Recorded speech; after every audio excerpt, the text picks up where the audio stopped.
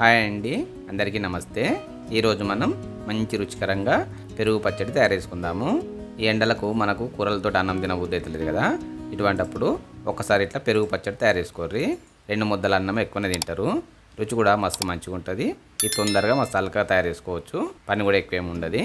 ఇక ఇప్పుడు మనము ఈ పెరుగు పచ్చడి తయారు చేసుకుందాము. ఒక చిన్న రోలులా 4 వెల్లిపాయలు, పావు చెంచా జీలకర్ర, 2 చెంచాల వేంపుకున్న పల్లీలు వేసుకొని కొంచెం కచ్చపచ్చగా దంచుకోవాలి.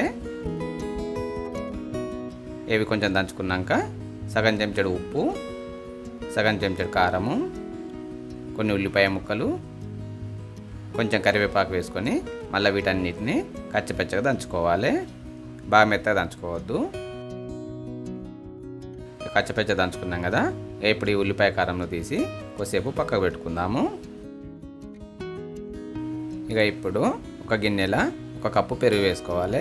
అట్లనే కొంచెం కొత్తిమీర వేసుకొని ఈ పెరుగు అనేది గడ్డలు లేకుండా మంచి క్రీమీలాగా అయ్యేటట్టు మంచిగా కలుపుకోవాలి.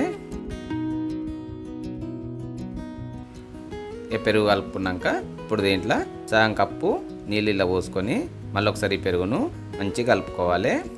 పెరుగు అనేది గడ్డలాగా ఉండద్దు, మంచి క్రీమీలాగా ఉండాలి.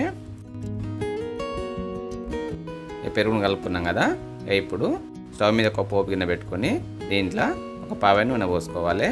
నూనె కొంచెం వేడైనాక మనం ఇంతకుముందు దంచి పెట్టుకున్న ఉల్లిపాయ కారం ఉంది కదా, దాన్ని దీనిలో వేసుకొని తక్కువ మంట మీద నూనెలో వేంపుకోవాలి.